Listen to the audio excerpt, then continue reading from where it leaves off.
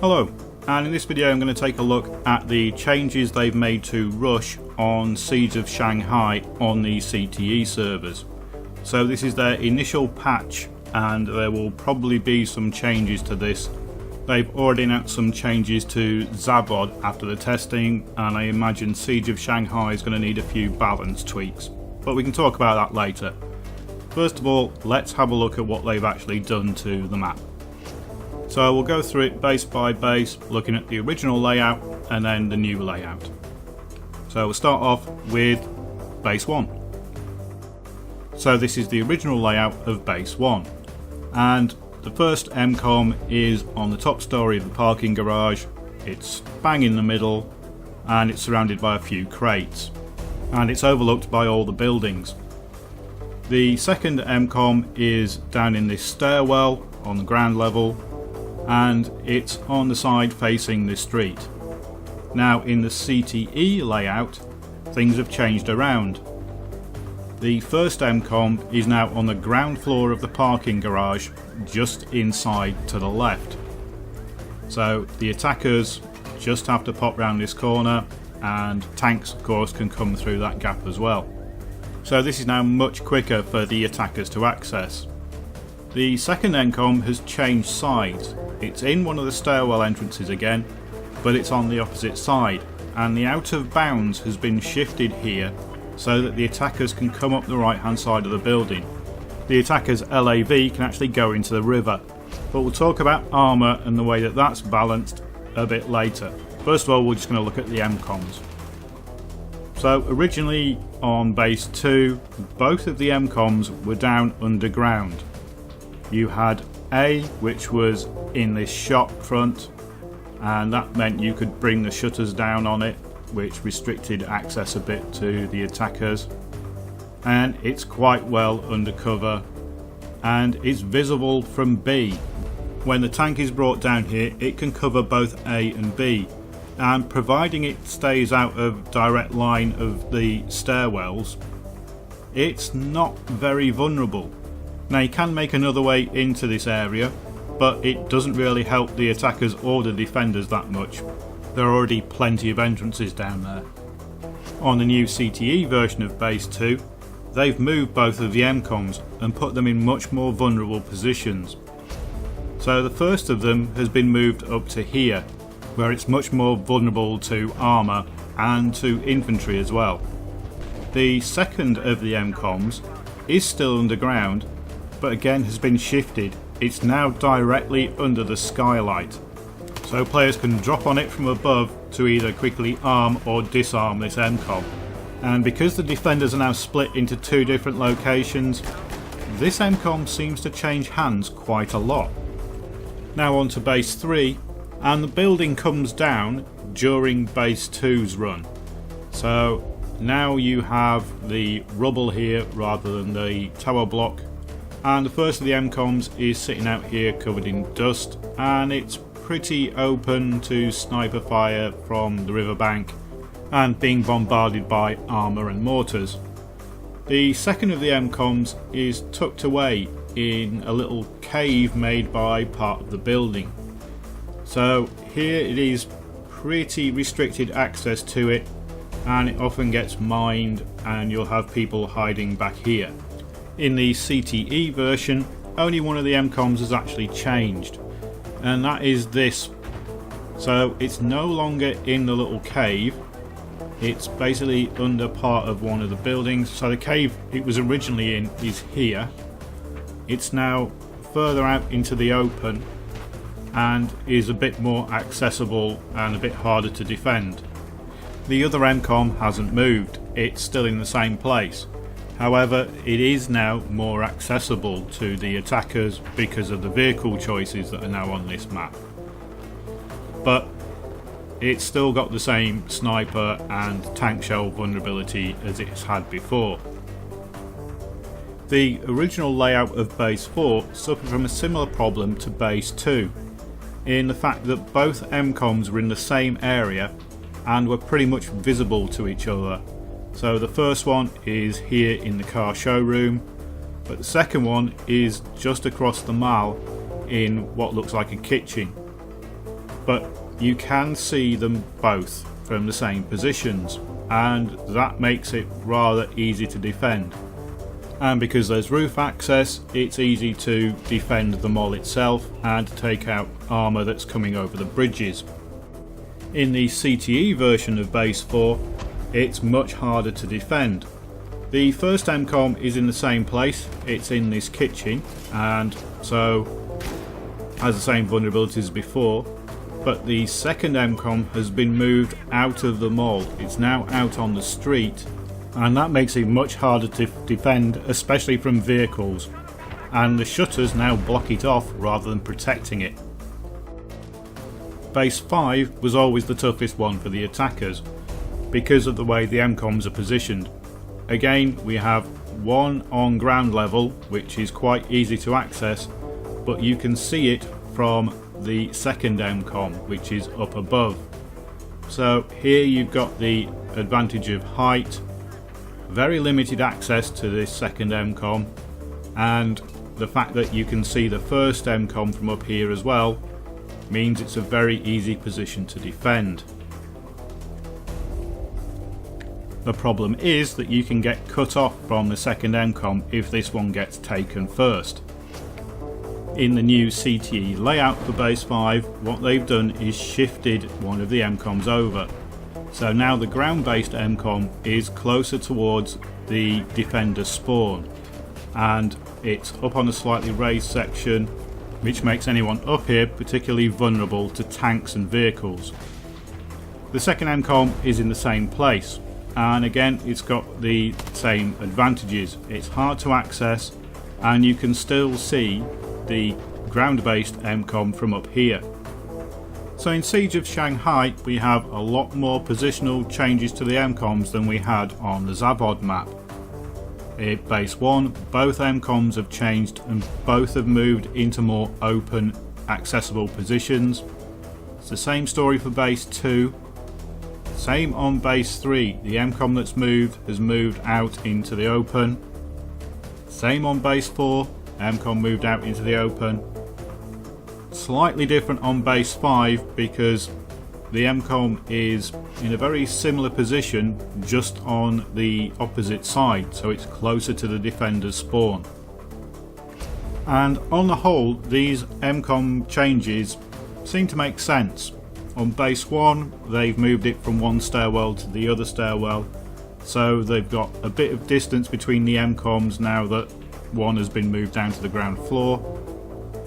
The outside MCOM on Base 2 is often just thrown away by the defenders. They're still going to defend that underground MCOM because it's the hardest one for the attackers to take. Not really sure that the change on Base 3 was that necessary. Yes, it was easy to booby trap that MCOM that was in the cave formed by the building, but the MCOM, even though it's moved, is still pretty easy to booby trap and to cover. Changing the Base 4 MCOM out onto the street does make sense.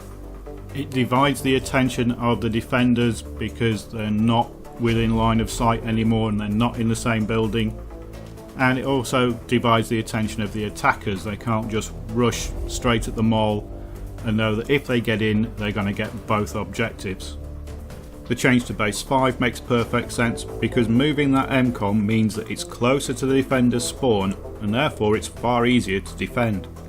And DICE have said the last base in the series they want to be a particular challenge to the attackers.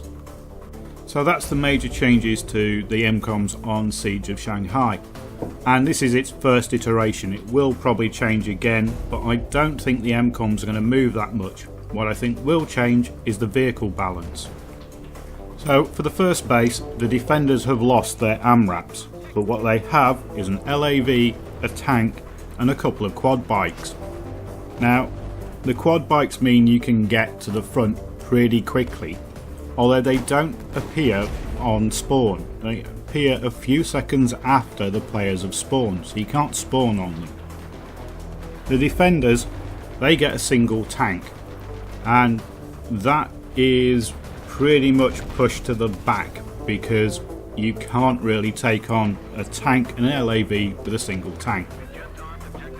Base 2, the defenders still get their tank and their LAV, and again they're against a single tank. So that one defender tank is pretty vulnerable. It's having to cover infantry, LAVs, and it's trying to cover the other tank. Base 3 is a lot more even.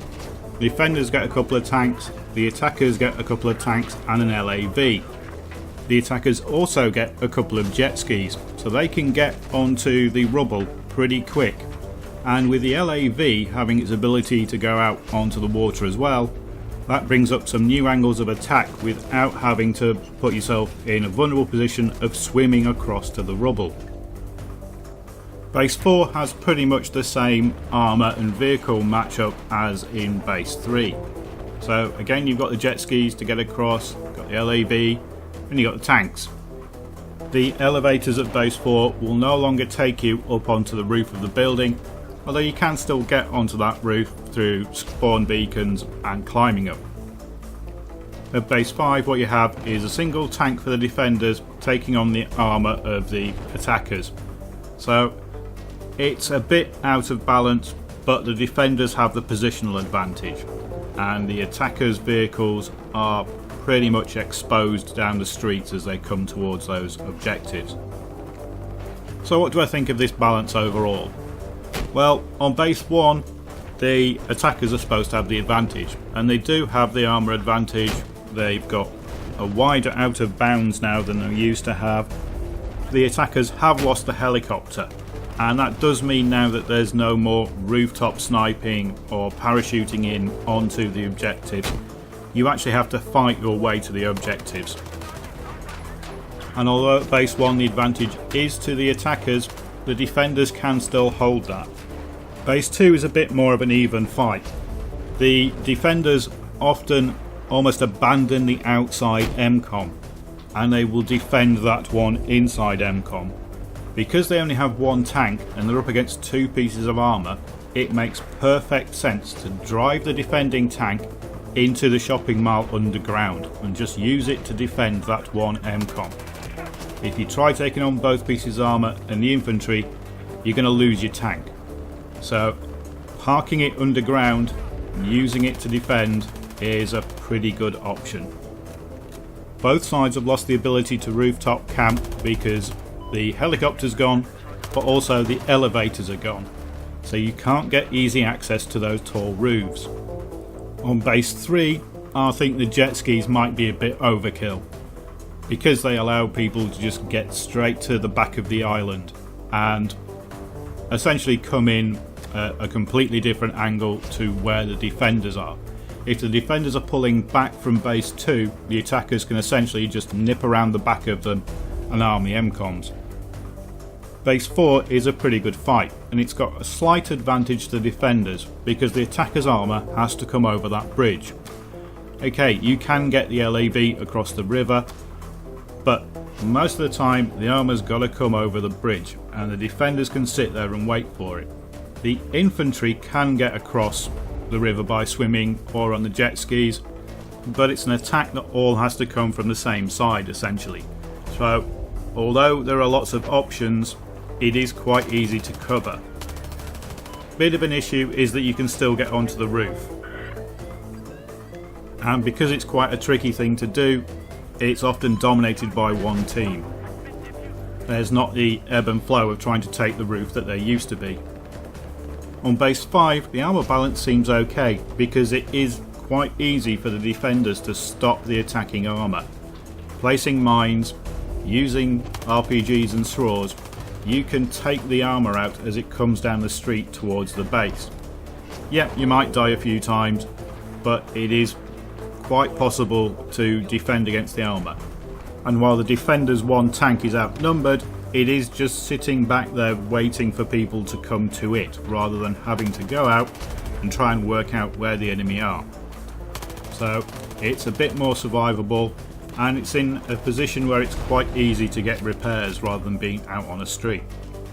So what changes would I make to this setup? Now we know there are going to be changes and tweaks to it because that's what testing's for. On Base 1 I would probably just leave it alone. I think it works pretty well as it is. On base 2 I might adjust the outside MCOM, or at least put some cover in the long corridor that leads from the defenders spawn towards it. That can be a bit of a killing zone. Once the attackers have got there, it's very hard for the defenders to try and get anywhere close to it. Base 3, I would remove a tank from both sides. They don't really do much on that rubble, so I would probably remove the armour and then leave it as a simple infantry scramble in the rubble. I'd also delay the spawn of the jet skis, not get rid of them, just delay when they spawn so that the attackers can't get to that rubble island before the defenders do. I'd also love it if you didn't get stuck on random bits of rubble for no reason. Base 4, I'd probably leave that as it is. And it's the same for base 5, I'd probably leave that the way it is as well. Bizarrely, I might give the defenders jet skis on base 5 so that if the attackers have started pushing into that area, the defenders can whiz around the back. So those are my thoughts on the changes they've made. Now it's not going to be long until we find out the results of the testing, because in the next day or so they're going to be releasing the first patch to these, and then we'll see what they're going to move, what they're going to change, and how much they've listened to the testers. And DICE are really getting involved with this, because Tiffy, who's the guy who's in charge of all these changes, was actually on one of the servers playing when I was there, and there were a bunch of DICE employees all playing with their fancy camos and asking in chat what people thought and what changes they were planning on making and how people reacted to them. So there is a lot of feedback with this CTE system, and it's hopefully going to bring us some good rush maps. Like I say, there's going to be a few more tweaks and balances on these rush maps in the next day or so, and I'll let you know what they're like when I've had a chance to play them. Thanks for watching.